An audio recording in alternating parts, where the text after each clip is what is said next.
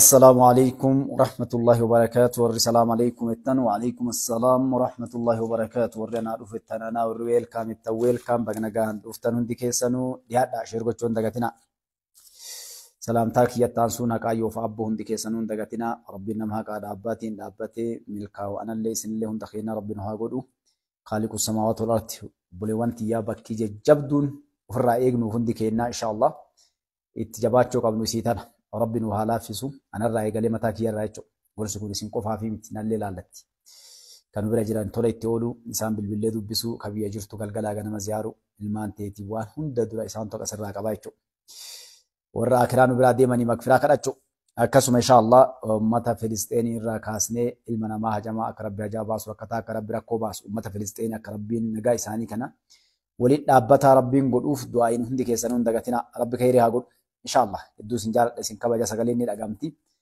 إقواسي ولله غرا تيكتوكي رتي سغنتا قبوجا إن شاء الله رب راتاتي وري تيكتوكي كي ينقمنس كراسني مي تيكتوكي اللين هركا في ند ديبي ور أمريكاتي إن شاء الله وني مرتو سراو ديمتي يوني سراوان هندا أبديت قده يو رب براتاتي غرا سينس ديمنا جيچو تيكتوكين هيرك أبيسة تاو ديما ونندو سراي هير رتباهي أكما قديفا مخانا الرا كل لاو ديما إن شاء الله أغاسيف كاغرتي أكنواتي ولين gugulufna kana jechuun inshallah eegamaa sagantaa kiyyaatti seenaa wanna doolii laalla rabbi biraataati haala biyya keenyaatii fi Ijipti irraa akkasuma Keeniyaa naannofne garagartanii biyya keenyaatti deemna rabbi biraataati. Oduu gaddaatu jira gara Keeniyaatti mootummaan Keeniyaa biyyi Keeniyaa uummanni Keeniyaa akkasuma gartee warri Keeniyaadha. Warri afaan Oromoo dubbattan Orma Gabri hundinuu garri warachi keessatti argamtanii fi warri deeggartoota Raayilaa Odingaa taatan Raayilaa Odingaadha guyyaadhaa biyya Hindiititti du'aan addunyaa tanarraa godaane warra gartee isa deeggartan gartee ka paartii isaa I think Orange paartiin isaa akkas paartii isaa deeggartan hundi keessanuu ka jajjabinni isin hawwina nama bakka bu'aa jabaa akka isaa rabbis ni fidu jennachuu Raayilaa Odingaadhaan nama siyaasaa Keeniyaa keessatti nama jabaa yeroo dheeraadhaaf abbaan isaallee Odingaan Keenyaataa wajjin kokkee ol qabachaa turanii. Abbaan du'ee ilmaa waan dhaame qabaa Raayilaa Odingaatiif jechoo gaafa uummata osoo harkatti hin qabatin mootummaa ta'uuf yookaan ammoo biyya bulchuudhaaf hin tattaafatin jedhee maaliifi gosa warra kuukuyyuu jedhan kanaan ala waan ta'eef inni gosti isaa sun gosti waan taateef kanaaf gartee uummata harkatti hin qabanne ittiin seeniin jedhee abbaan dhaameefi abbaalleen tattaafatee biyya bulchuudhaaf yeroo san keessatti Keenyaataan kan rakkoo hedduun irraan ga'ee mana ijaaree fi makiinaa bitee fi mallaqa itti kenne deemnennaan dubbii argee jennaan I think mana fudhatee nan fakkaate akkasiin gartee waan kaawwan galatoomii jedheeni siyaasa keessaa galee ilmi itti dabree maqaa kanarraa ka'ee Raayilaan jechuudha. Baqattummaadhaan biyyaan baas ture. Norway yoo dongoruu baadhe hidhameellee ture rakkoon daraa hedduu irra jechuudha. Keessaayyuu Daani'eel Arap Mooy waggaa dheeraadhaaf biyya san gara waggaa 27tiif Keeniyaa bulchee bara san guutuu keessatti namni kuni bara 1992 miseensa paarlaamaadhaa ta'ee erga san irraa eegalee qabsoo jajjabduu yeroo 5 dorgommii mootummaadhaaf dorgomee ture. Shananuu ittiin milkoofne jechuudha. Waggaa yeroo 5 filmaata Keeniyaa yeroo 5 mootummaadhaaf dorgomee pirezidantummaadhaaf yeroo hinjifates qabaa biyya san keessatti hin beektanii Afrikaa shira jira. Kuukuyyuun gosa guddoodha. Gosti kuukuyyuudhaa tun hangoona harkaan baatu hin barbaadanii uummata guddallee waan hundaanuu waan irra aananiif inni nama abbaa qabeenyaati. East Afrikaa gaazatti gaafatamaa isa ture Raayilaa Odingaan jechuun. Nama jabaaf Keeniyaa korrapshinaaf gubboo Kitu Kidogoodhaan warri Kitu Kidogoo balleessa jedhee yeroo dheeraadhaaf onnechaa ture uummata miskiinaa lafa madareefaa jedhan bakkoota hedduu jira warra kanneen gurmeessee yeroo baay'ee isaan kanneen mootummaa Keenyaadhaa gartee kokkee qabataa jechuudha. Amma paartiin isaanii kun an akka fudhutti warri Keeniyaa keessa beektanii hin beeku akka du'etti jechuudha. Maaliif namni jabaan isaan keessaa amma isa bakka bu'ee dhufu waan jiru natti hin fakkaanne yoo jiraatellee jabinnaa geessaasan waan qabu natti hin fakkaatu jechuudha. Haa ta'u Raayilaan biyya Hindiidhaa dhukkubsatee deemee maatiinis mucayyoon isaallee bira jirti. Akkasuma namoonni iddoof akkana kanneen bira jiranii deemee mana hakimaatii bahee osoo wokii karaa gubbaa deemuu lafa dha'ee du'e onneedhaan gartee onneen dhaabbattee jedhama jechuudha wanni sababni du'een.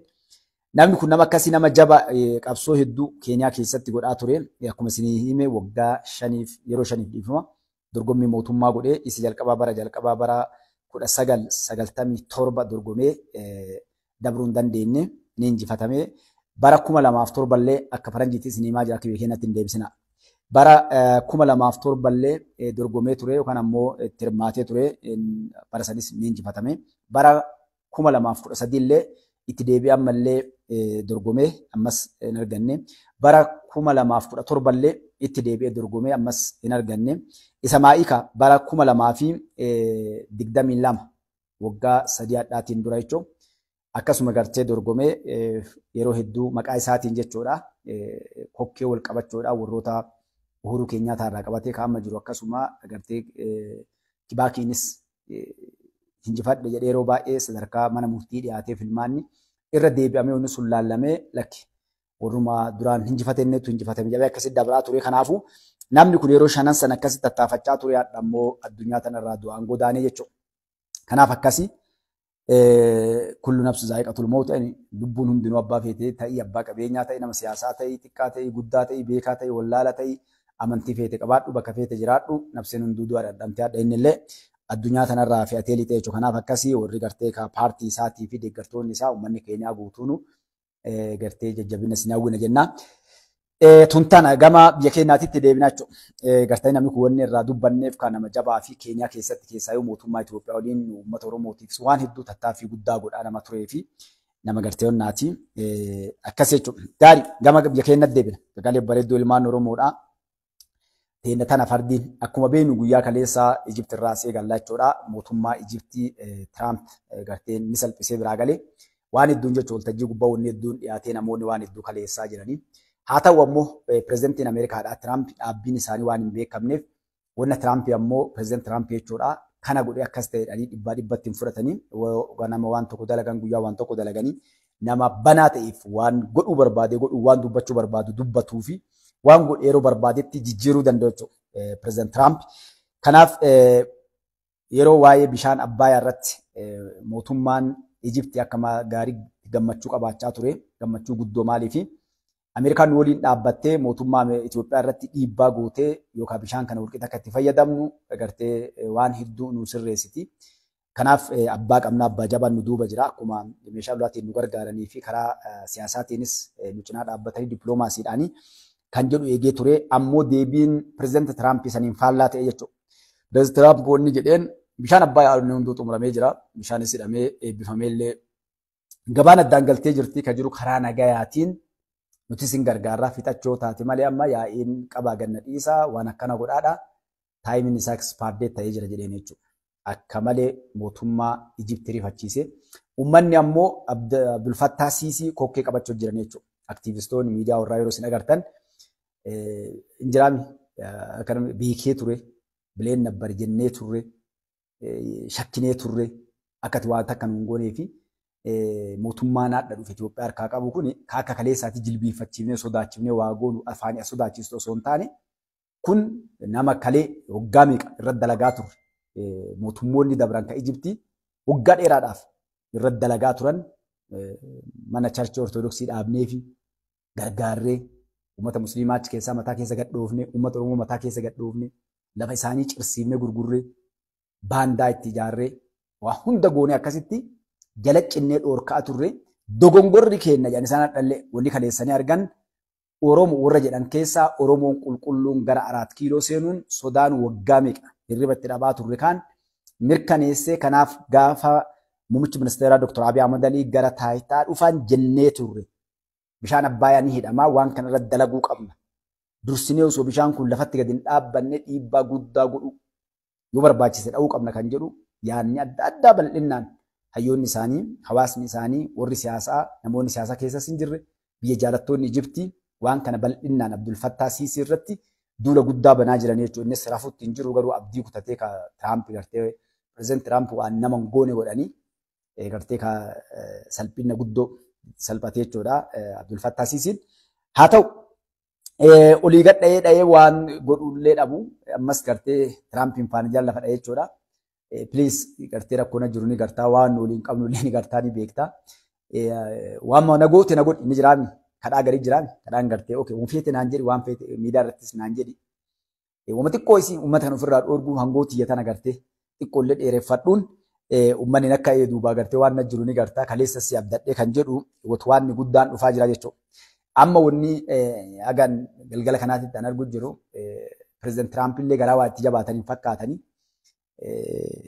karaa mee jaarsummaa iyyee seennee siin ilaallee waan ta'u akkaataa uummanni sirraallee itti dhaabbatuu fi amma achi Itoophiyaa wanni goonu hin jiru. Wanni takka lafa jirtu Itoophiyaan qabeenya ofiitiin nurraa waan barbaanne addunyaarraa waan barbaanne qabeenya ofiitiin uummanni waliin dhaabbatee ijaarrachuu qofaa miti 100% waan kana gartee ofirratti gartee abdiidhaan xumuranii xumuramee dhumate osoo gaafa gartee jidduu san jiru waa goote akka namaa taftaf jettee silaa waa sii goona amma waan dhumate waan du'e waan hojiitti seene numaa gara deemaa jira kan jiru dhiyaatee fi haa ta'u gartee mee sinuun geessinu atillee gartee ejjaaniin jira fakkaataa jechuudha.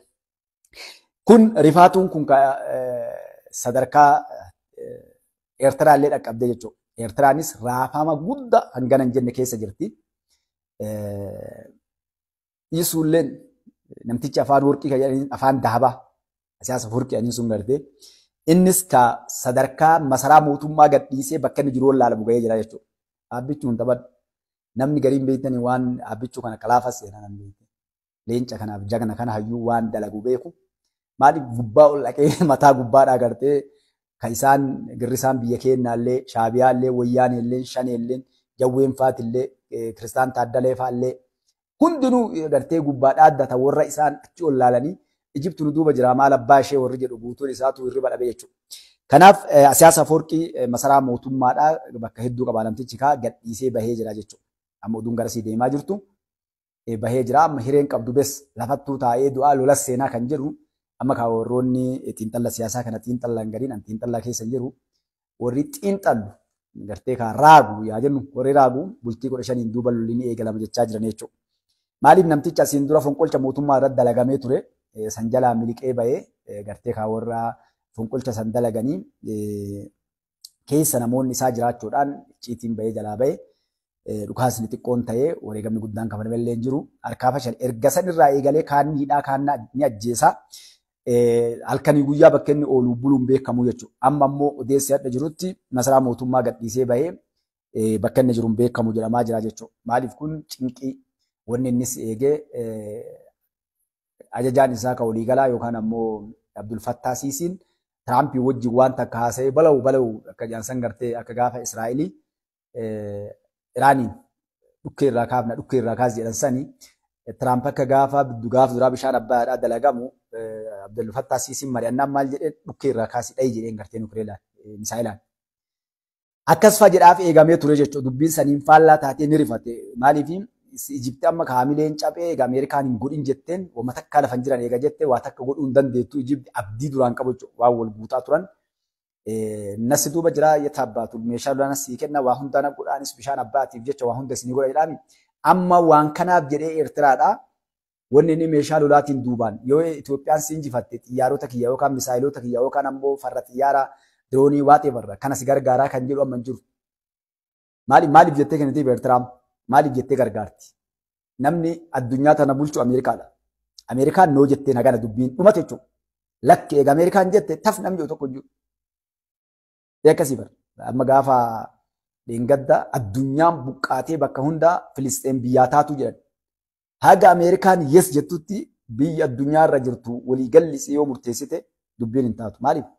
Namni addunyaa tana bulchuu jiru suppaar paawaan Ameerikaadha. Sagalee ittiin kuffisuu dandeettii qabdi jechuudha.